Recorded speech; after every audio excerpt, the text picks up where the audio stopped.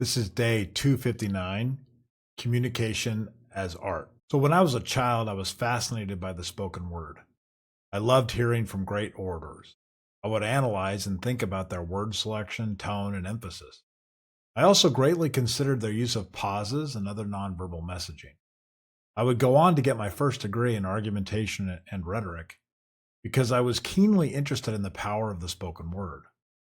Rhetoric, in the purest sense, is that which is delivered to an audience by a speaker who hopes to influence or persuade them to action.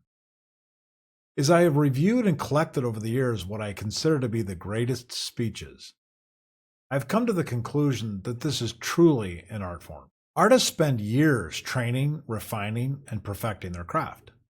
They get better as they get older.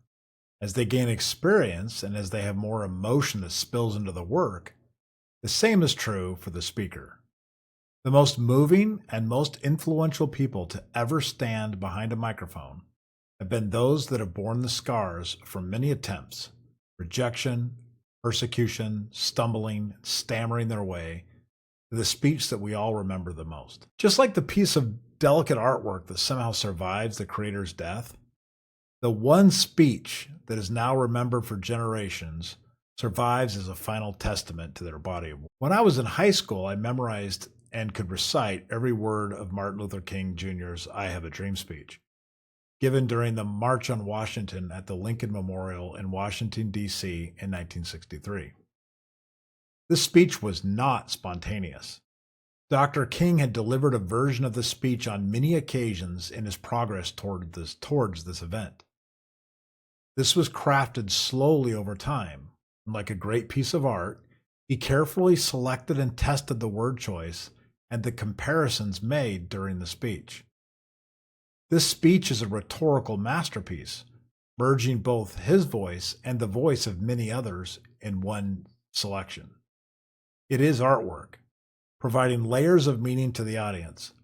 It is also imperfect, but through that imperfection, it represents the soul of the human crisis and therefore becomes beautiful. Dr. King was not the only rhetorician presenting that day in 1963. There were many, many others, including several musicians. There was even the 22-year-old Bob Dylan performing a few of his songs, including Only a Pawn in Their Game, a song about the shooting of Medgar Evers. What an intimidating piece of rhetoric to perform in front of that particular audience, including the wife and family of Medgar Evers in attendance as honorary guests. There were also several other moving speakers and prayers and musical numbers that were performed. However, we as a society only remember the concluding speaker that day. That piece of art is forever ingrained into the consciousness of our culture. The live speaker, the communicator at the podium, is the purest and rawest form of artwork. This has become the territory of the modern-day comedian. We rarely hear great speakers at the podium these days.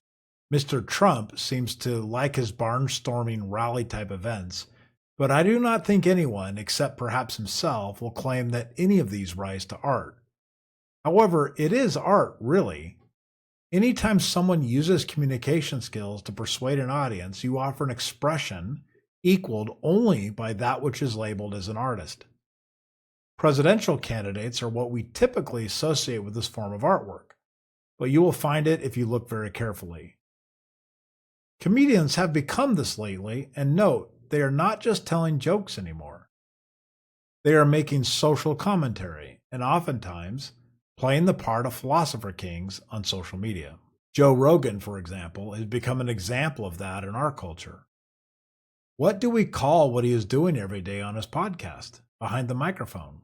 Commentary? Comedy? Hosting a podcast? No, I think the best phrase that we can use is artwork. He is using his ability to communicate with others, talk to others, and extend a voice to an audience, and he's doing it in a way that sparks debate, interaction, and discussion. If people were surrounding a piece of work at the Andy Warhol Museum in Pittsburgh and having a lively discussion, we would say that it was moving art.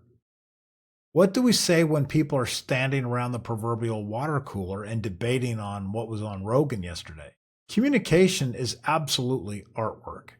It should be appreciated and studied. It should also be encouraged and patronized. In the sea of complaints and criticism about the negative impacts of social media, there is one shining aspect. People are really learning how to express themselves and win attention with the most pure form of art. That is communication.